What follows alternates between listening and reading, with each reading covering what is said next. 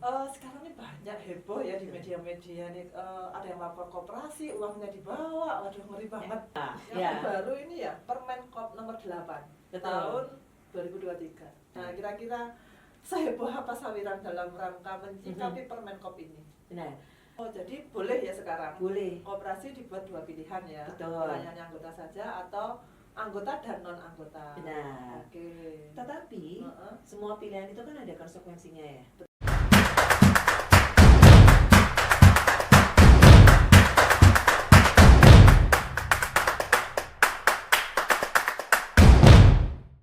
Sekarang ini banyak heboh ya di media-media nih, ada yang lapor koperasi, uangnya dibawa, waduh ngeri banget. Dan uang nggak kembali. Uang nggak kembali sampai akhirnya masuk ranah hukum dan sebagainya. Itu kenapa penyebabnya kira-kira Mbak Susi? Ya, kalau melihat berita ya, memang miris karena akhirnya membuat nama koperasi menjadi tidak baik. Betul. Ya kan? Nah, sebagian besar koperasi yang bermasalah itu adalah koperasi yang melayani non-anggota ternyata. Oh. Ya, jadi kalau kita belajar benar-benar prinsip koperasi, itu kan harusnya dari anggota, ya kan? Oleh anggota, dan kemudian kembali untuk anggota. Tetapi ketika ada koperasi yang gagal bayar, artinya tidak bisa mengembalikan uang kepada pihak-pihak yang menyimpan uang, dan itu mau diproses, nah ternyata baru nih ketahuan, ternyata mereka bukan anggota, jadi penabung. Makanya ada salah kaprah, mereka tetap menyebut nama mereka sebagai nasabah koperasi. Bukan anggota koperasi. Bukan anggota koperasi, gitu. Nah. Wah, ini nama Sawiran jadi ada kena dampaknya nggak nih? Kena imbasnya. Karena kalau Sawiran setahu saya nih memang benar-benar anggota ya yang dilayani ya. Betul. Sehingga tidak ada yang non anggota sama sekali. Benar. Dan memang ya kejadian-kejadian seperti ini yang kemudian kami melihatnya menjadi dasar dari Kementerian Koperasi untuk mulai menertibkan. Begitu. Karena kalau melayani non anggota, maka tentu sulit ya penyelesaiannya. Dan kalau memang kita benar-benar belajar prinsip koperasi, tata kelolanya, ya ini sudah menyalahi gitu. Nilai-nilai koperasi betul, juga nilai ya. Koperasi. Ini yang ya sekarang lagi heboh nih, seakan-akan nih Kementerian Koperasi mengeluarkan aturan. Betul. Saya tak buka repean nih. Nah, yang baru ini ya Permenkop nomor 8 tahun 2023. Permenkop nomor 8 tahun 2023 khusus untuk mengatur koperasi simpan pinjam atau koperasi yang menyelenggarakan unit simpan pinjam. Betul.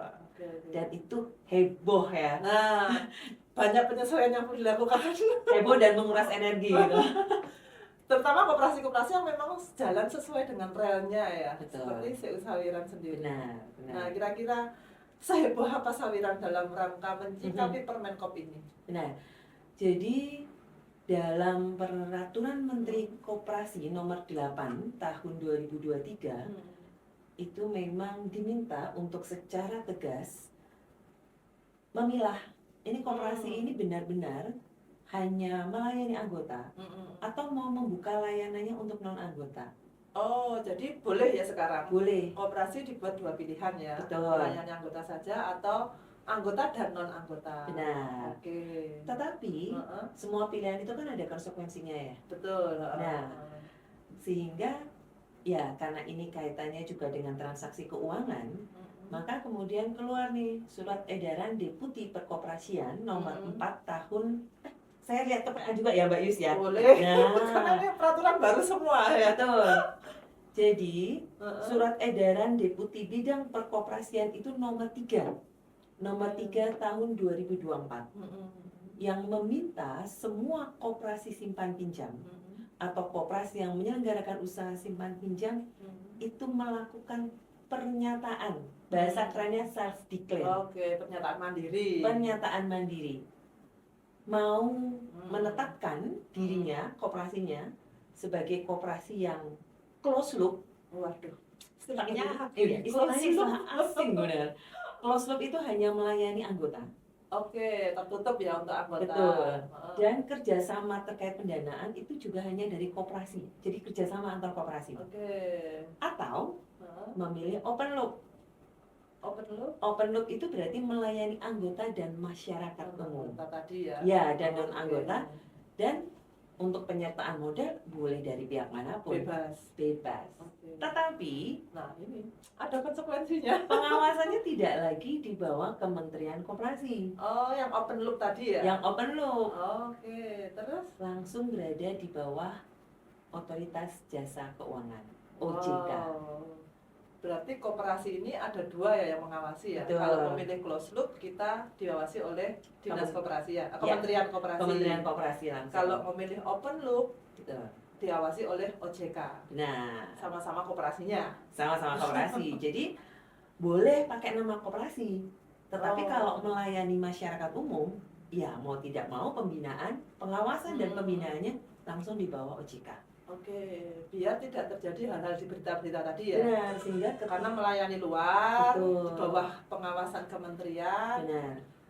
Karena sama seperti lembaga keuangan lain yang melakukan transaksi di bidang keuangan, betul, pengawasannya kan ada di bawah OJK. Sehingga kalau terjadi kesalahan tata kelola, kemudian gagal bayar atau gagal mengembalikan uang nasabah, nah OJK lah yang berperan. Penyelesaiannya secara hukum itu ranahnya jelas, jalurnya jelas. Nah kalau selama ini kan enggak nih, mereka melayani masyarakat luas, kemudian transaksi apapun OJK nggak tahu sama sekali. Nah sementara peran dari Kementerian Koperasi bersama dengan Dinas Koperasi di provinsi, kota dan kabupaten itu kan fungsinya adalah pengawasan, pembinaan. Nah seperti itu. Gitu. Nah kira-kira persiapan apa yang dilakukan Sawina? Sebentar, Sawina memilih apa dulu nih? Ya, itu pertanyaan penting ya. Closed loop atau open loop? Nah, penting itu. Sebenarnya kalau mau ditimbang-timbang ya, semua tuh ada kelebihannya dan ada kekurangannya. Tetapi CU Sawiran karena dalam memasuki usia yang ke-35 ya. Iya, tahun ini 35 9 tahun. September nanti ya, 35 tahun. Kami memutuskan, CU Sawiran memutuskan untuk menjadi koperasi yang open loop. Open? Kaget kan? Open? Serius? Ternyata kalau open loop itu malah bebannya itu luar biasa. Oh iya. Banyak hal kan? Di OJK, kemudian tanggung jawab yang namanya pengurus, pengelola. Nah, karena selama ini yang menghidupi CU Sawiran itu adalah anggota, dan memang kedekatan CU Sawiran itu adalah bersama anggota, maka secara tegas CU Sawiran menyatakan dirinya sebagai koperasi yang closed loop. Meskipun ada tawaran, loh kenapa nggak open loop aja, kan enak, bisa dapat penyertaan modal dari mana-mana. Modalnya tambah banyak. Modalnya tambah banyak, tawaran yang menggiurkan. Secara marketing, kalau dikatakan anggotanya bisa 10.000 lebih misalnya. Betul, tetapi ternyata bisa diputerin dulu, oke. Ternyata risikonya juga berat. Besar. Jadi kenapa kita harus memusingkan pekerjaan kita dengan masyarakat umum gitu ya, sementara kita bisa membangun kedekatan bersama anggota? Secara tegas, CU Sawiran memantapkan dirinya sebagai koperasi yang bersifat closed loop. Jadi jangan salah Sobat Sawiran, CU Sawiran closed loop ya. Betul. Jadi hanya anggota ya, Bu ya? Betul, hanya anggota. Jadi pelayanan yang diberikan, pelayanan, pendampingan, gitu ya. Kemudian bagaimana kita juga bisa memantau, menemani supaya anggota Sawiran itu berdaya, berkembang bersama. Jadi sepenuhnya kita tertuju pada anggota. Oke, karena juga pemilik CU Sawiran itu tadi anggota ya, CU Sawiran benar-benar milik anggota, tidak ada milik 1-2 orang saja, tapi semua anggota. Anggotanya ada berapa kira-kira sekarang? Anggotanya yang tercatat 7.000 sekian ya, Mbak Yus ya. Nah, tetapi justru menariknya adalah dengan pernyataan closed loop ini, itu membuat CU Sawiran itu mulai ya istilahnya menyaring ya, memfilter. Anggota-anggota ya. Betul, anggota-anggota aktif begitu. Sehingga kita tawarkan yuk, kita sapa mereka-mereka yang terdaftar sebagai anggota. Tapi kok udah nggak aktif ya? Sudah nggak rajin membayar simpanan wajib nih sekian tahun. Yuk kita sapa mereka. Ibu, Bapak, apakah masih mau bergabung sebagai anggota CU Sawiran? Nah, tahapan inilah yang sekarang sedang dilakukan oleh CU Sawiran. Berarti menyaring anggota, karena ada anggota aktif dan tidak aktif. Karena pada prinsipnya sebenarnya koperasi ini milik anggota dan anggotanya memang harus berpartisipasi aktif di dalamnya ya. Benar. Sehingga nilai-nilai koperasi bisa lebih mudah dibangun ketika kita memilih closed loop tadi ya. Nah, kira-kira yang dampaknya apa lagi nih bagi Sawiran ketika memutuskan closed loop ya tadi? Dampaknya apa lagi? Apakah ada hal-hal yang perlu diperbarui atau bagaimana? Iya. Persyaratan administrasi terkait dengan closed loop bagi CU Sawiran sebenarnya bukan hal baru, karena memang selama ini CU Sawiran terkait dengan transaksi simpan pinjam itu kan hanya untuk anggota. Ya, meskipun sudah lama ya memang melayani hanya anggota saja. Meskipun ada beberapa data di beberapa tahun yang lalu nih, masih ada nih yang namanya calon anggota. Gitu. Itu sisa-sisa tahun sebelumnya. Benar. Tetapi sebenarnya terkait dengan penertiban administrasi keanggotaan itu sudah dilakukan CU Sawiran jauh sebelum Permenkop ini turun. Jadi, ya. Keren. Jadi karena memang berisiko sekali ketika koperasi itu terbuka untuk masyarakat umum. Karena akhirnya kalau masyarakat itu kan memberlakukan koperasi tidak berbeda dengan lembaga keuangan lain ya.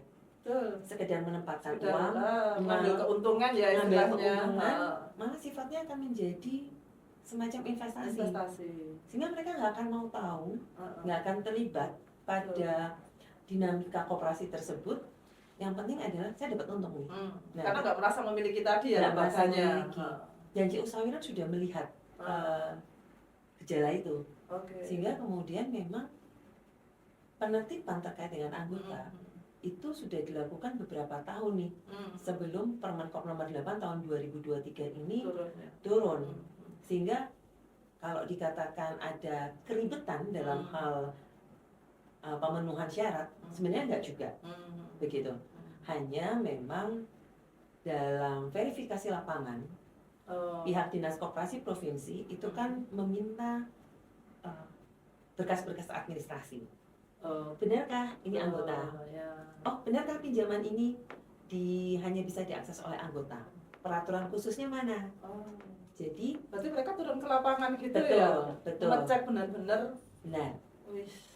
Mereka melakukan pemeriksaan karena begini, self declare itu mensyaratkan semua dokumen tertulis. Nah, kadang-kala kan selama ini kalau di CU Sawiran ya, Mbak Istina ya, sudah ada pola kebijakan, benar kan? Tetapi ternyata tidak cukup. Nah, Dinas Koperasi itu meminta adanya peraturan khusus supaya ada berkas-berkas tertulis yang memang sungguh mendukung bahwa pengelolaan di koperasi simpan pinjam CU Sawiran itu benar-benar hanya kepada anggota. Dengan catatan bahwa yang tercatat sebagai anggota itu memang memenuhi ketentuan menjadi anggota CU Sawiran. Sesuai pojak tadi ya. Sesuai pola kebijakan. Benar. Jadi akan ditanya, ini misalnya kemarin nih pada saat kami verifikasi lapangan ke Dinas Koperasi Provinsi Jawa Timur di Jalan Juanda Surabaya. Mereka sampling, pinjaman ini dicairkan kepada Christine Yuliarti. Boleh nggak kami minta data keanggotaan? Jadi mereka minta nih, benar-benar sampling ya. Sampling. Benar nih Christine Yuliarti punya simpanan pokok sekian. Benar nih rajin membayar simpanan wajib begitu. Sehingga mereka melakukan sampling secara random untuk benar-benar membuktikan bahwa CU Sawiran tidak menerima simpanan dari non anggota dan tidak mencairkan pinjaman ke non anggota. Gitu.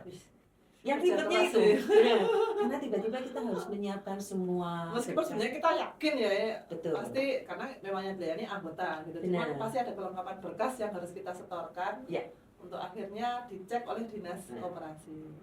Kalau mau berpikir secara sederhana, pola kebijakan ataupun anggaran rumah tangga yang sudah disetujui oleh anggota di dalam rapat anggota tahunan, bagi kita selama ini itu sudah sah. Tetapi dengan adanya Permenkop nomor 8 ya tahun 2023, ternyata memang ada banyak peraturan khusus yang harus segera dimiliki oleh koperasi dan dalam hal ini tentu saja betul oleh CU Sawiran sebagai standar bahwa benar-benar kita tidak melanggar ketentuan closed loop tadi. Begitu. Jadi Sobat Sawiran ya, kalau kita melihat koperasi ya kita harus tahu nih dalamnya itu beneran koperasi yang sesuai dengan aturan atau enggak, atau hanya koperasi yang memang hanya pakai nama koperasi aja. Tetapi sebenarnya aturan di dalamnya belum tentu sesuai dengan yang distandarkan oleh dinas.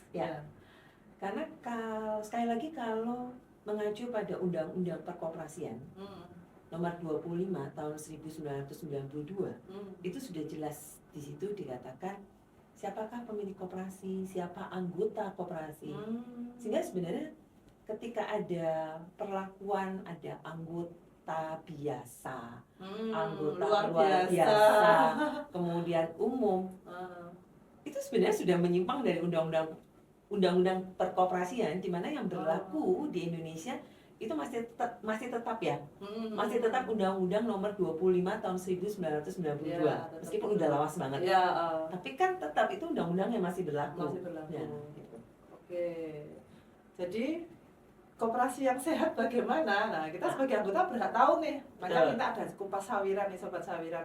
Di dalam kupas sawiran kita kupas semuanya karena anggota berhak tahu ya. Berhak tahu di dalamnya apakah sudah sesuai dengan aturan atau tidak koperasi berjalannya gitu.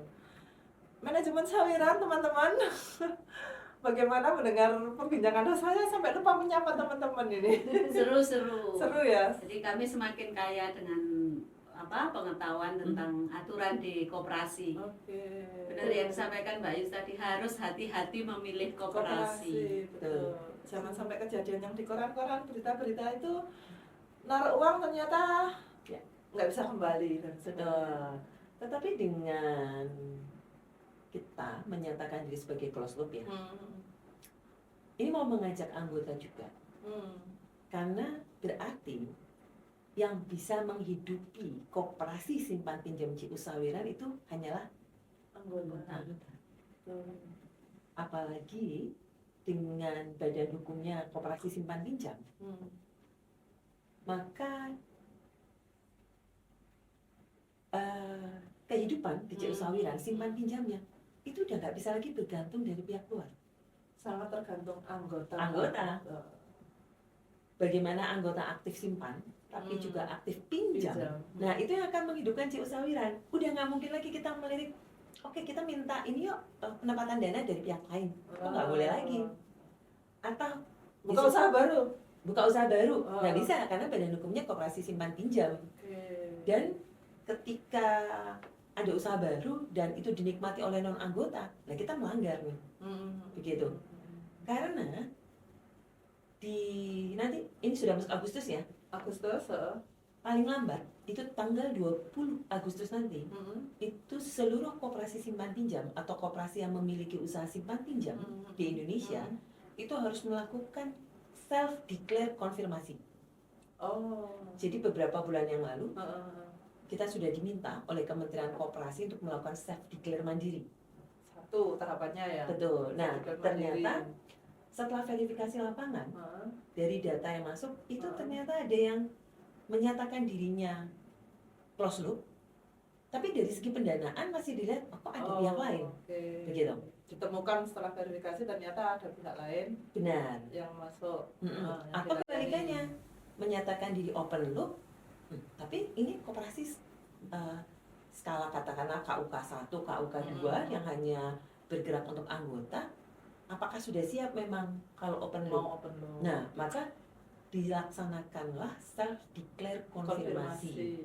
Ini sebagai tahapan akhir, di mana setelah self declare konfirmasi, maka Kementerian Koperasi lalu akan memetakan, akan menetapkan koperasi-koperasi mana saja yang memang close loop, ya sifatnya itu close loop, maka tetap akan menjadi binaan Kementerian Koperasi. Tetapi yang open loop, maka mereka disarankan untuk segera memproses izin dan lainnya ke OJK. Betul. Berarti sawiran tahap 1 sudah ya? Tahap 1 sudah. Berarti nanti konfirmasi tetap close loop ya? Tetap close loop. Sudah terbukti verifikasi lapangannya ya? Ya, sehingga balik lagi ya Mbak Yus, seperti yang tadi saya tekankan, yuk anggota CU Sawiran ini udah nggak mungkin lagi untuk koperasi simpan pinjam CU Sawiran ini ngelirik pihak luar nih.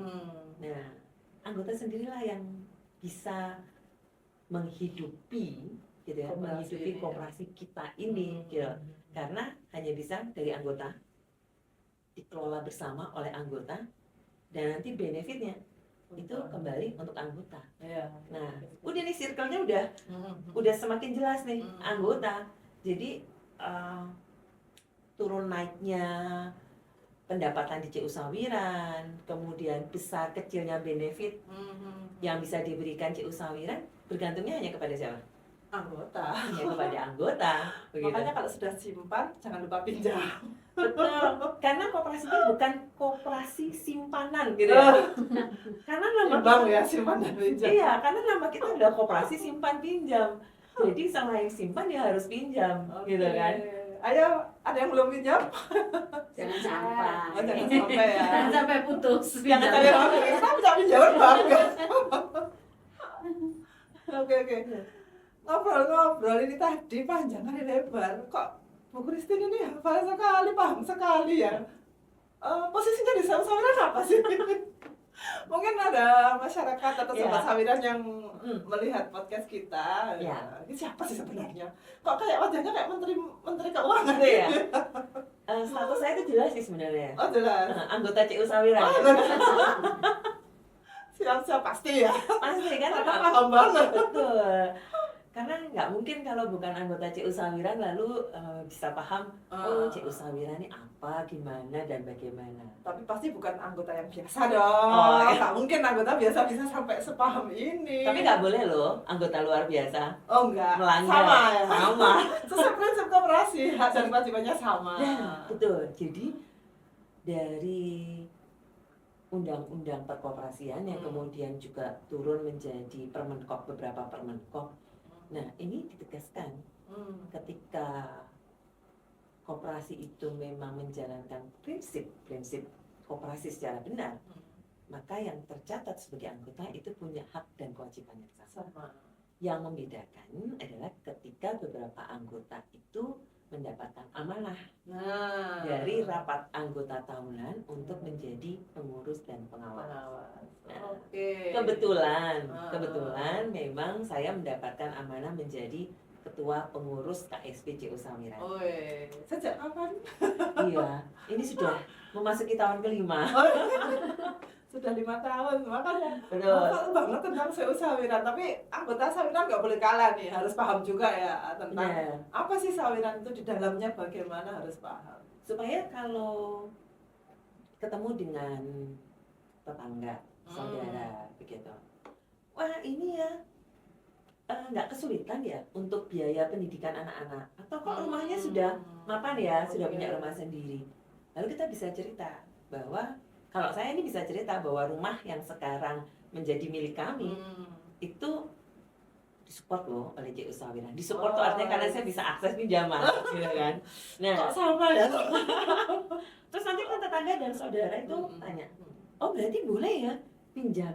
Nah, disitulah kita mengatakan hati-hati loh, bisa pinjam ke koperasi, tetapi harus jadi anggota. Maka kalau pinjam ke koperasi yang melayani masyarakat umum, harus ditanyakan badan hukumnya jelas nggak? Jelas nggak. Betul. Ada nggak apa nomor izin ya? Ya. Nomor izin berusaha nih. NIB sekarang ya. Bukan hanya UMKM kan yang harus punya NIB. Koperasi harus punya NIB. Betul. Lalu NIK. Ya, Nomor induk koperasi yang dikeluarkan oleh Kementerian Koperasi punya nggak? Kalau kemudian hanya ada banknya, ada badan hukumnya, ditanya juga. Kalau melayani masyarakat umum yang non anggota, diawasi nggak oleh OJK? Karena kalau tidak diawasi oleh OJK, ketika nanti ada persoalan, apalagi kalau mau simpan yang banyak ya, simpan yang banyak karena tergiur bunga, betul, betul, itu yang patut waspada. benar. Lalu tidak ada pengawasan di bawah OJK. Kalau terjadi sesuatu nggak bisa nuntut loh. Karena begini Mbak Yus, dalam Permenkop juga, saya nggak hafal nomornya karena banyak banget gitu ya Permenkop. Nanti kalau saya hafal saya jadi pejabat di Kementerian Koperasi gitu ya. Anda menggantikan Menteri Koperasi. Gitu. Mumpung mau pergantian kabinet ya. Waduh. Jangan Pindah ke IKN ini jangan-jangan. jangan Bu Christine nyatet itu. Iya. Nanti ngantarnya di IKN ya Mbak.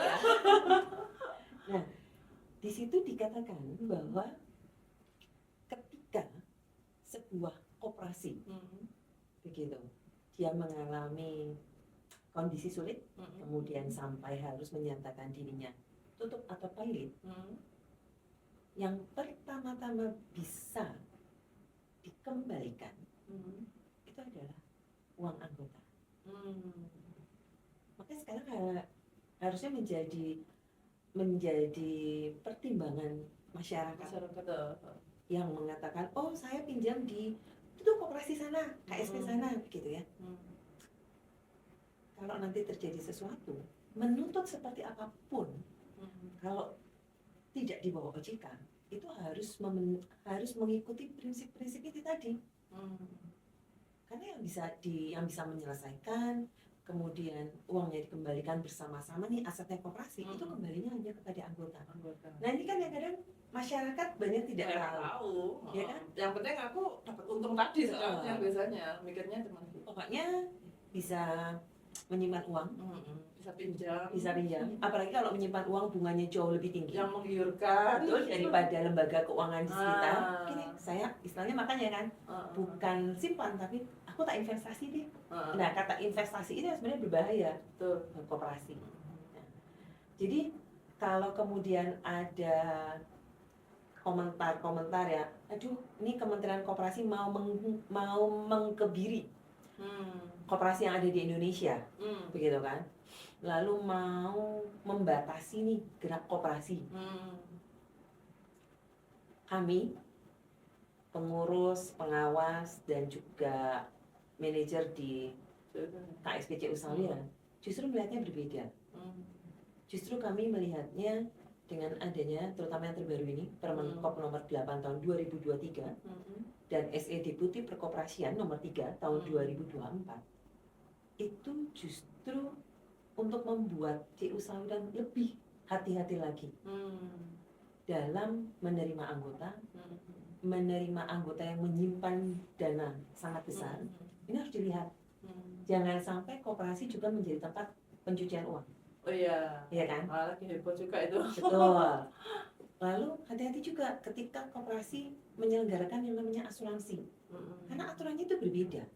Betul. Nah, jadi ketika ada suara sumbang, ini kementerian atau dalam hal ini pemerintah kok terlalu campur tangan ya.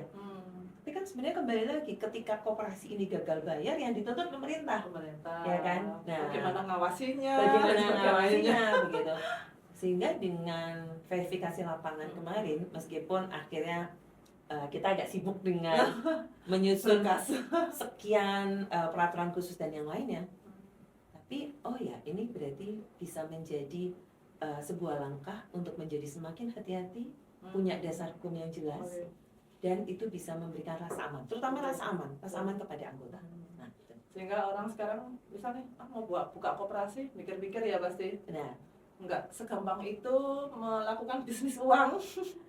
Ya, dan ini beberapa koperasi memang melihat kenapa ya kalau untuk memulai koperasi jadi ribet gitu ya. jadi ribet dan tuntutannya lebih tinggi Mbak Yus dalam Permenkop nomor 8 tahun 2023 ini. Sebenarnya karena juga masyarakat sendiri yang Iya. menyalahgunakan Nah, betul. nama koperasi Benar. sendiri ya. Benar. Kalau kami melihatnya ya, karena ada pihak-pihak yang menyalahgunakan tata kelola koperasi ini, akhirnya yang kena imbas adalah koperasi-koperasi yang sampai dengan hari ini itu sudah melakukan tata kelola, sudah menyelenggarakan tata kelola koperasinya dengan baik. Gitu. Terus nanti Sawiran kira-kira ditutup nggak ya kalau ada verifikasi lapangan gitu? Sebelum kita akhiri obrolan seru kita Ya. ini, mungkin ada hal penting apa yang mau disampaikan sebagai highlight obrolan kita hari ini, Mbak? Oke, baik Mbak Justina dan anggota CU Sawiran. Koperasi itu soko guru perekonomian di negara kita. Betul. Bahkan kalau bicara tentang credit union, itu berkembang pesat tuh di luar negeri. Karena itu benar-benar menopang perekonomian masyarakat. Tetapi yang harus diingat adalah ada prinsip-prinsip koperasi yang tidak boleh kita langgar. Jangan kita menciderai nilai-nilai koperasi hanya untuk keuntungan finansial, ya kan? Hanya ngejar profit ya. Betul. Makanya kalau tagline-nya Sawiran, not for profit, benar ya? Nah, But for service. ya, but for service. Jadi, mari kita menjadi anggota koperasi itu yang memang benar-benar menjalankan nilai-nilai koperasi. Sebagai anggota koperasi, apalagi CU Sawiran nih. Badan hukumnya apa ya Mbak Yus? KSP, KSP, singkatan dari Koperasi Simpan Pinjam. Koperasi Simpan Pinjam. Ada dua kata ya? Tes nih sama Bu Ketua. Ada dua kata penting, Simpan dan pinjam. Betul.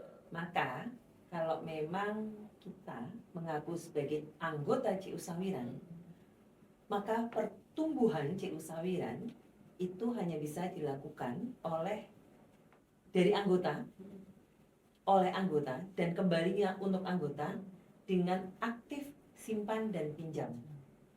Bukan melulu simpan yang kemudian sekedar mendapatkan keuntungan. Kalau seperti itu, maka sama saja dengan investor dong, nasabah, bukan anggota. Tapi kita juga harus aktif pinjam supaya CU Sawiran bisa berkembang, bisa memberdayakan banyak anggotanya. Hanya untuk anggota. Maka mari kita menjadi anggota KSP CU Sawiran yang aktif untuk menghidupkan, untuk mengembangkan CU Sawiran. Oke, sip. Sudah pinjam semua ini? Sudah dong. Sudah berulang hari mungkin ya? Sudah orang kali. Belum ketutup malah. Nah, Tak boleh putus. tak boleh putus. Iya. Jadi jangan selalu menuntut SHU yang tinggi ya. Betul. Ditanya dulu, minta SHU sudah pinjam apa belum gitu kan. Hmm. Baik Sobat Sawiran, seru sekali. Ada banyak hal penting yang kita pelajari ya. Betul. Bagaimana memilih koperasi yang benar-benar koperasi ya. Bukan Ya. sekedar profit oriented, tetapi memang menjadi sebuah kepemilikan. Ya, Artinya kalau kita memiliki pasti kita merawat. Benar. Nggak pengen apa yang kita miliki ini jatuh. Gitu. Mari Benar. kita rawat bersama sehingga CU Sawiran menjadi lebih baik lagi ke depan. Betul. Baik, terima kasih Sobat Sawiran. Sampai jumpa di Kupas Sawiran selanjutnya. Kupas Sawiran semakin dikupas semakin sayang.